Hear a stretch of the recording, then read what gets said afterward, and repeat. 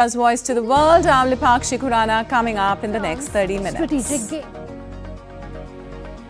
Israel steps up strikes across Gaza, orders new evacuations in north of the enclave. United Nations and USA reports on mass graves in Gaza are troubling.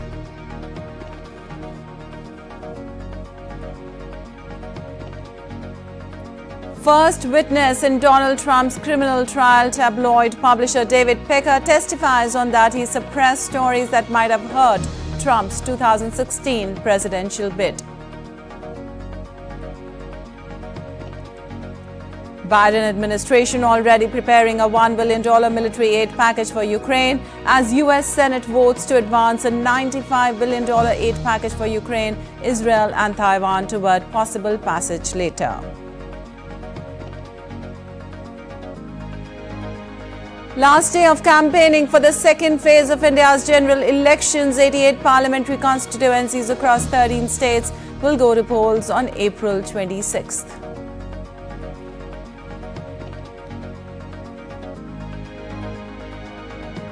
And in football, Arsenal thrashes Chelsea 5-0 to surge ahead with 3 points in the Premier League title race, ramps up the pressure on Liverpool and Manchester City.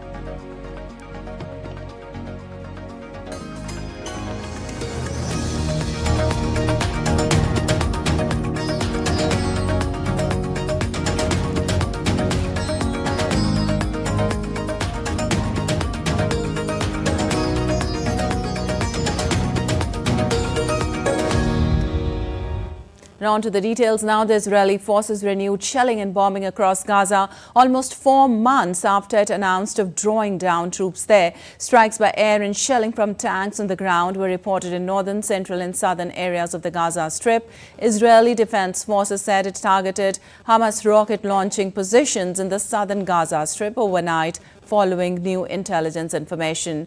Amidst the strikes, the army ordered fresh evacuations in the 4 zones in northern Gaza's Beit Lahia, warning civilians they were in a dangerous combat zone.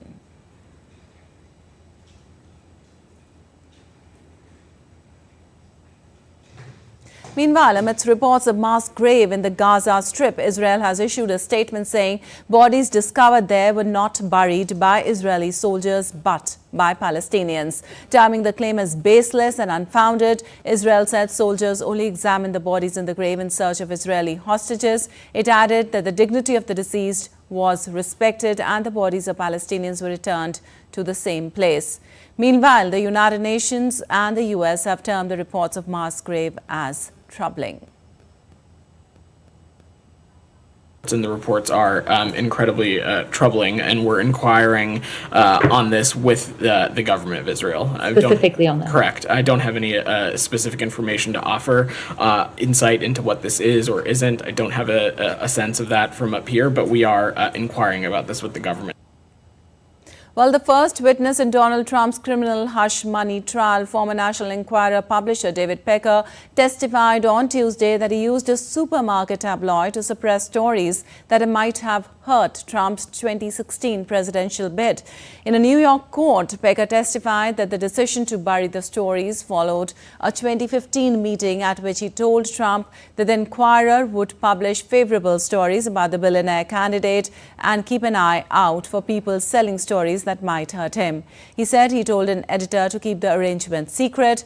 Prosecutors have charged Trump with criminally falsifying business records to cover up a $130,000 payment to buy the silence of Stormy Daniels. Trump has pleaded not guilty. His lawyers argue that Trump did not commit any crimes and only acted to protect his reputation.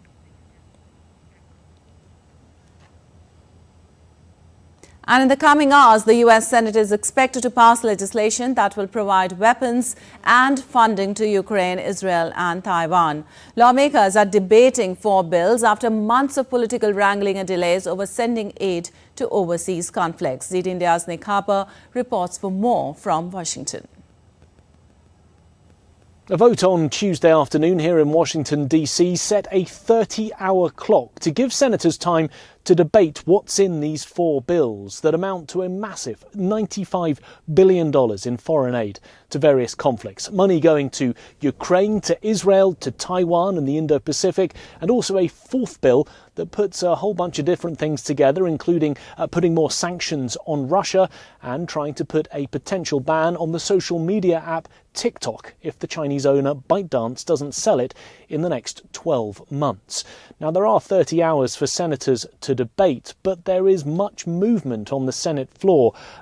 Senators from both sides, Democrats and Republicans, really trying to fast-track this through.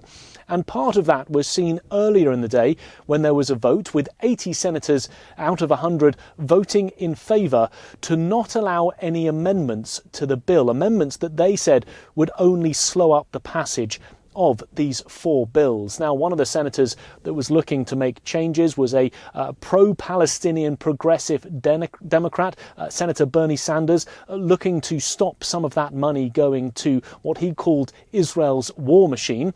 And then on the right, hard-right Republicans calling for some of the money going to Ukraine to be scaled back. However, those amendments were not allowed to be included, showing that the majority of the senators really trying to push this forward as quickly as possible. And we're hearing from the White House that already, although these bills have not yet been passed, a first potential shipment of up to $1 billion worth of weaponry is being put together to be sent to Ukraine. That would include armoured vehicles, aerial defences and a whole host of other weaponry and ammunition that the White House says Ukraine needs as quickly as possible to help them in their fight against Russia. So this bill could be passed along with the other three in the coming hours by the very latest. The expectation is that it will pass the Senate floor by the end of Wednesday, and US President Joe Biden, who's already signalled that he will sign into law all four bills, should do so by the end of the week. Nick Harper in Washington, reporting for DD India. Well, two UN High Commissioners have called on the UK government to reconsider its plan to send asylum seekers to Rwanda. They accuse the country of introducing progressively restrictive laws that they say have eroded refugee protection. Julia Chapman reports for more from London. The intervention comes after the British Parliament approved the government's immigration bill. The legislation allows the government to deport asylum seekers to the East African country of Rwanda if they arrive in the UK using illegal methods. It's aimed at helping Prime Minister Rishi Sunak fulfill his pledge to stop the boats, a reference to the small, precarious boats that thousands of migrants use every year to cross the English Channel. Filippo Grandi and Volker Turk, the UN High Commissioners for Refugees and Human Rights, respectively, issued a statement calling the new law harmful and concerning. They have urged the UK to set aside the policy and focus on measures based on respect for international law and cooperation. Their statement says the Rwanda policy is in breach of the Refugee Convention and sets a worrying precedent. Rishi Sunak insists his plan is a compassionate one and says it will prevent people from making dangerous journeys. He blames the number of arrivals on people smugglers, while migrant charities say it's desperation to get to the UK that encourages people to attempt the crossing. The Rwanda plan has faced many legal battles and is likely to be subject to further legal challenges once individuals are identified for deportation. Julia Chapman in London, reporting for DD India. And in Uganda, one teacher is taking action against plastic pollution and tree cutting as the world marks International Earth Day. Together with the students, the teacher has invented a tree made out of plastic bottles to bring attention to the serious impact of plastic pollution and its harm to nature. Isabel Nakiria reports for more from Uganda. Very fast and see. Rachel Akol is fighting plastic pollution in the classroom. The Ugandan teacher has created a tree made from plastic bottles to create awareness among her learners. The tree has manila paper used as leaves, and each leaf has information on environment pollution. Akol calls her innovation a robot tree. I drew leaves so that they would give their responses, but I felt it was not coming out well. I went onto the manila, drew the same leaves. I felt I needed to better it. Then now, when the junior achiever students were making out the link fences, I went and asked them, can't you make for me a tree? And that tree, they said yes. I gave them the picture. I said I want a tree, but the tree must be out of bottles. The National Environment Management Authority says over 130,000 metric tons of plastic are littered in Kampala annually. Of this, 42% is left uncollected. Most of the uncollected plastic causes toxic runoff into soil and water bodies. Scientists say plastic is made from harmful chemicals that are a danger to health and the environment. ACOL is trying to find solutions to proper disposal of plastic by recycling it into a teaching aid. She also chose a tree to bring out awareness about the dangers of tree cutting on the environment. She says her teaching tool is empowering her learners to be actors in environmental conservation. You're giving room for the learners to appreciate first nature, and also to appreciate that they can also be part of the lesson. They contribute, because when you group them, even the one that would have not spoken will be sharing. And after sharing, you know, they're all having what they've shared and you pin there. Globally, states are pushing for a 60% reduction in plastic by 2040. In Uganda, the initiative, the Green Schools Project, supports innovations like ACOL's by giving opportunities to young people to actively participate in climate solutions. The only fact that we are using something that has been recycled from plastics means that we are being told to recycle and to protect the environment. Then the other thing is to be creative with the things that are around us. For example, those plastic bottles. We didn't expect that something brilliant like that would come out of plastic bottles. The Environment Agency says plastic pollution has led to poor water and air quality, loss of soil fertility, and death of livestock and fish. While ACOL and her students are taking a step in the right direction to rid the environment of plastic, environmentalists are calling for an end to plastic for a healthy planet. Isabel Nakiria in Kampala, reporting for DD India. Well, the Amir of State of Qatar, Sheikh Tamim bin Hamad Al Thani, arrived in Kathmandu for a two-day state visit on Tuesday at the friendly invitation of President of Nepal, Ramchandra Paudel. This is his first ever visit to the South Asian country after visiting Bangladesh and the Philippines. Upon arrival, the Amir of Qatar received guard of honor. During the bilateral meeting, diplomatic relations, including boosting investment in Nepal, climate change were discussed on Tuesday. Issue of the release of Nepalese student Bipin Joshi, who went missing after the attack of Hamas in Israel, was also discussed. During the meeting, the Amir of Qatar, Al Thani, appreciated Nepali workers in Qatar who have contributed to Qatar's development, while Nepal praised Qatar's effort in peace building in the Middle East.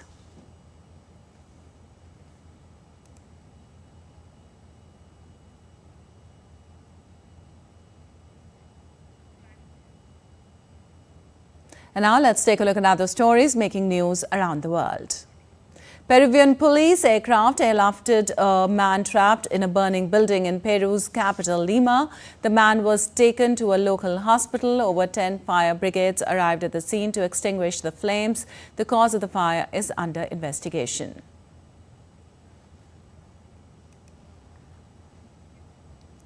Thousands of Yerevan residents took to the streets to commemorate the mass killing of Armenians during World War I. The annual procession on Tuesday marked the anniversary of the Armenian genocide, in which up to 1.5 million Armenians were killed by Ottoman Turks in 1915.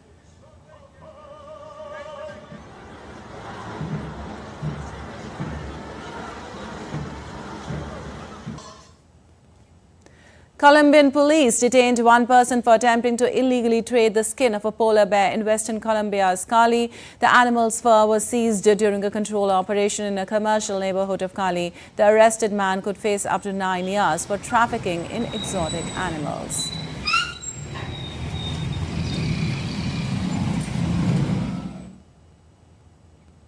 A previously lost 12-string acoustic guitar that belonged to late British singer and the Beatles member John Lennon will go up for sale at an auction on May 29th in New York. The guitar used to record the Beatles' 1965 album Help is expected to exceed the estimate of $600,000 to $800,000. And still to come on this edition of DD India Live. Last day of campaigning for political parties for Phase 2, Prime Minister to hold rallies in Madhya Pradesh today. In a breakthrough, DRDO develops India's lightest bulletproof jacket. We tell you more ahead. And Lucknow Super Giants beat Chennai by 6 wickets in the ongoing Indian Premier League on Tuesday.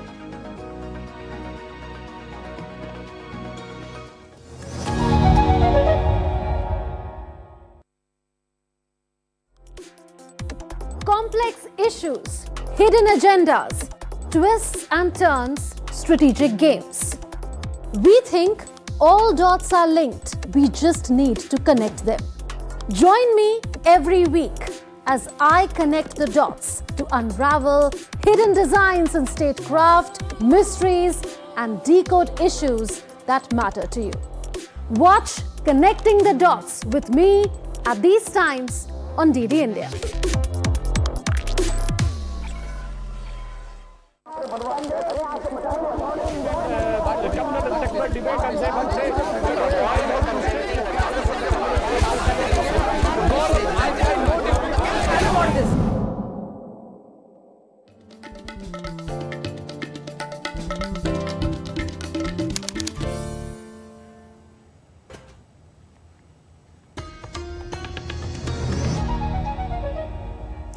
Welcome back. You're watching DD India Live. I'm Lipakshi Kuran, and moving on, India's External Affairs Minister Dr. S. Jaishankar delivered his remarks at the first ASEAN Future Forum on Tuesday. Speaking at the forum virtually, Dr. Jaishankar said that ASEAN is at the heart of India's Act East policy and is a crucial pillar in India's wider Indo-Pacific mission. ASEAN is at the heart of our Act East policy and is a crucial pillar in India's wider Indo-Pacific vision. We support ASEAN unity, ASEAN centrality, and the ASEAN outlook on Indo-Pacific. India truly believes that a strong and unified ASEAN can play a constructive role in the emerging regional architecture of the Indo-Pacific. The synergy between India's Indo-Pacific Oceans Initiative, IPOI, and the ASEAN Outlook on Indo-Pacific, AOIP, that is reflected in our ASEAN-India Leaders' Joint Statement, provides a strong framework for cooperation, including in addressing challenges to comprehensive security. And now let's get you the latest on the world's largest democratic election in India.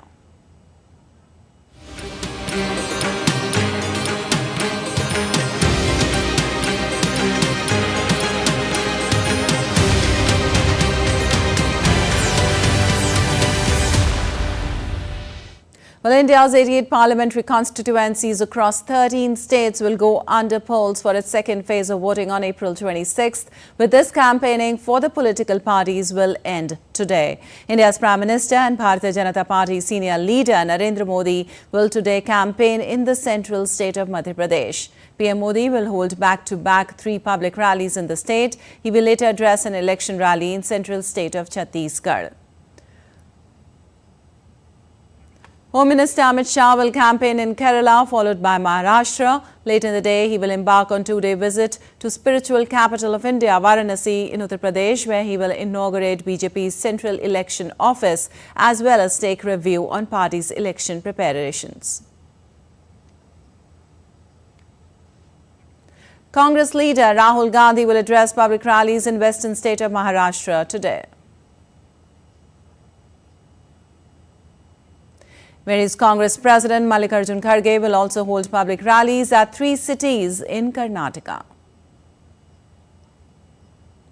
Similar rallies will be held by Biju Janata Dal Party President and Odisha's Chief Minister Naveen Patnaik in his home constituency in Hinjali.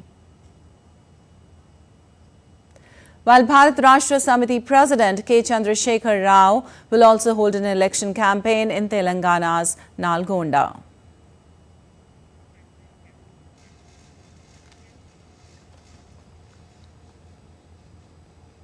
Well, Karnataka with 28 Lok Sabha seats makes huge contribution to the country's GDP and is the home of the IT capital of India. Election success in Karnataka would be high on every party's wish list for the upcoming elections based on these factors alone. But what makes the state even more important is that the BJP sees it as the gateway to South India. It is hoping to make inroads into the region based on its consistently good performances in Karnataka, while the Congress is looking to push the party out by eating into its seats in the state itself.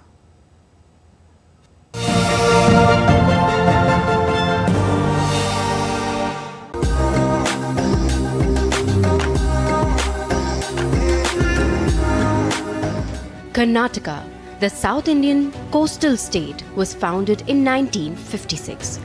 Formerly known as the state of Mysore, it was renamed Karnataka in 1973. Karnataka's 300-kilometer long coastline, also known as Karavali, is dotted with pristine beaches. Spread over an area of around 192,000 square kilometers, the state is well known globally for its unique wooden toy industry and chandan or sandalwood forests. The state also has a flourishing mining industry. State capital Bengaluru is known as the Silicon Valley of India, having evolved over the years as a major global information technology hub in India. Karnataka is also famous for the 6 UNESCO World Heritage Sites, including Hampi, the ruins of one of the erstwhile medieval Hindu kingdoms of India, the Vijayanagar dynasty. With a rich tapestry combining history, mining, IT and heritage, the state has been in focus because of its vibrant politics. Karnataka has 28 Lok Sabha or lower house seats in the Indian Parliament, in which the Election Commission of India is conducting polls in 2 phases on 26th of April and the 7th of May 2024. The state is going to the polls with an electorate of 52.1 million, of which there are 26.20 million male voters, 25.9 million female voters, and 4,699 voters from the third gender community. There are 3 prominent political parties in the state: the Bharatiya Janata Party, the Indian National Congress, and the Janata Dal, secular. Legislative Assembly elections were held in 2023, in which Congress secured majority seats in the state and are currently governing the state. In the general elections of 2019, however, the Bharatiya Janata Party won 25 seats of the total 28 seats. The Indian National Congress won 1 seat and the JDS bagged 1 seat. An independent candidate supported by the BJP secured 1 seat as well. As the stage is set for the general elections here, besides the high decibel campaigns, the focus is also on the voters of Karnataka, who largely exercise their franchise, guided by the contemporary issues in the state. Antara Sinha for DD India.